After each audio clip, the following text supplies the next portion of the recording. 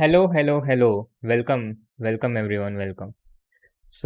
We are back to the game of the day, and today we're going to look at one of Nihal's wins over Grandmaster Alexei Sarana from Russia in the finals of the Chess Junior Speed Chess Championship. This was a resounding victory for Nihal. He won the match 18-7, which was completely unexpected.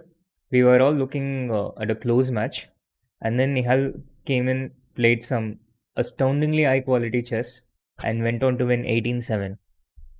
We are going to look at a game from one of the wins of Nihal from this match.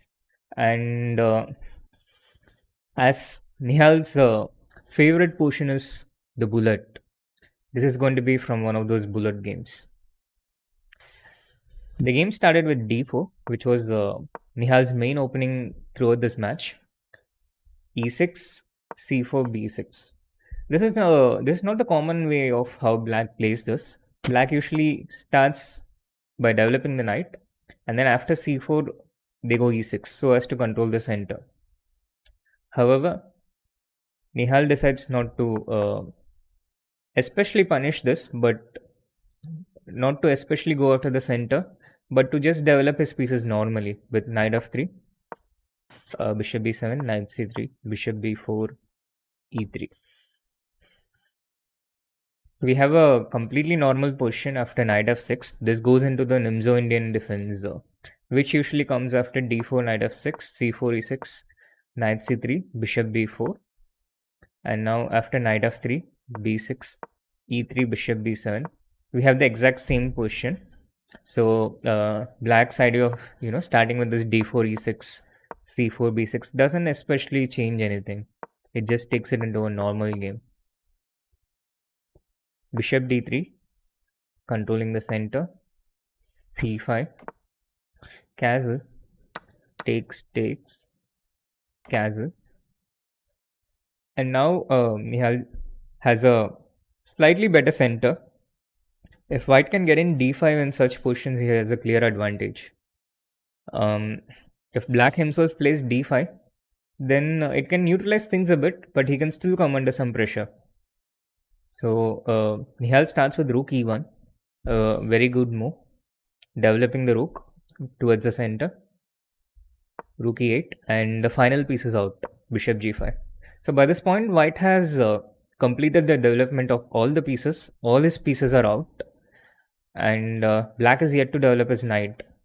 The second problem for black is he hasn't claimed as much control of the center.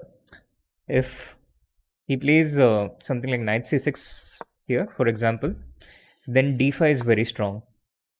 The knight has to move somewhere, let's say to a5.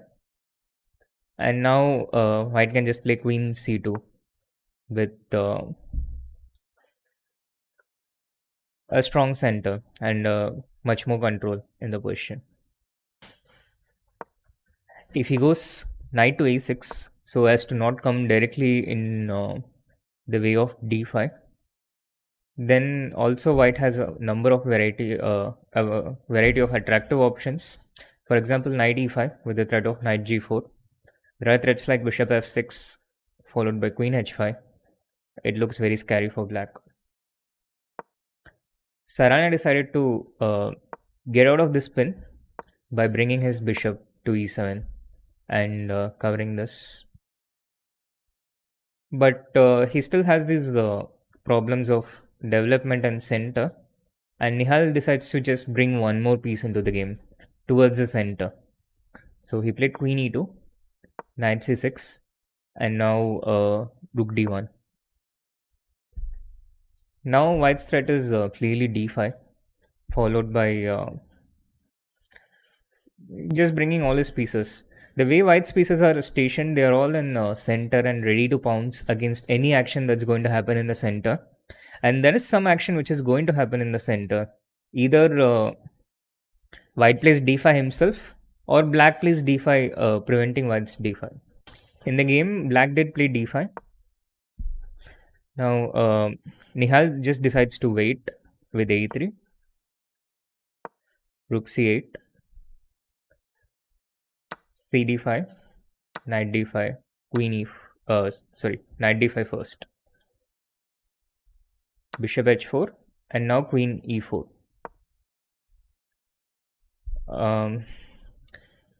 The position looks quite complex here. This d5 knight is hanging. With queen e4,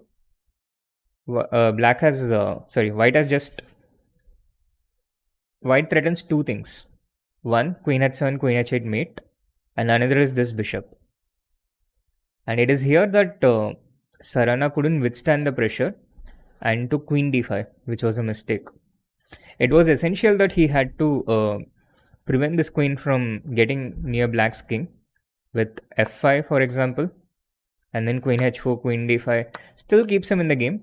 Although white still has a edge because this e6 pawn is weak, this e5 square is weak, but black is also not doing too badly. The queen is well placed on d5, and this battery could give him certain counter chances as we go into the game. But queen d5 here was a mistake, which allowed white to enter near black's king, king f8, and now Nihal just calmly takes knight h4. Now there are lots of threats in there. For example, knight f5 could be a threat with the idea of queen h8 mate. So like for example, if black plays any random move, just to illustrate, he plays something like rook d8, then white can just cover black from escaping, and after e5, queen h8 is mate. So Sarana played queen g5. Now if white plays knight f5, then black has this fantastic defensive resource knight e7. This does two functions. One is it threatens mate against white's king. Another is if queen h8 check, black defends with knight g8. So this was Sarana's intention. He manages to prevent the threat of an immediate mate and postpone it. However, knight f5 was not the only threat in white's position. Once the queen came into h7, there were already numerous possible potential threats against black's king, and white just needs to open the z file so that the z7 square is taken away from black's king. He cannot escape there. So he starts with knight f3.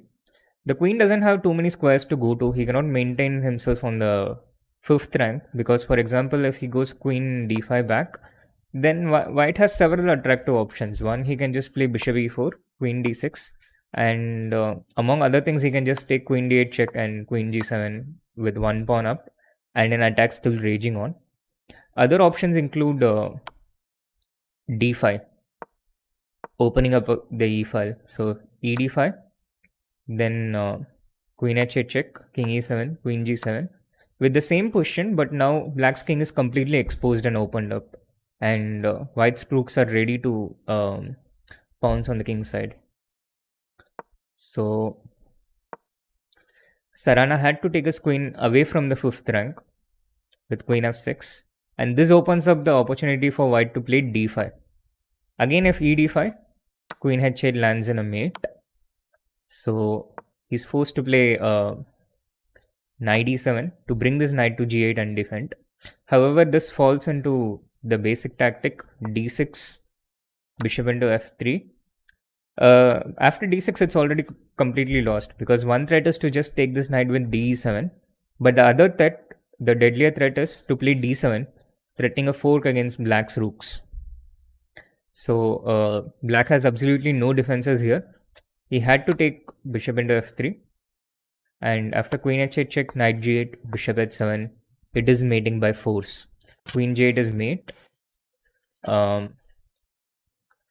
Bishop d1 would be made by queen g8.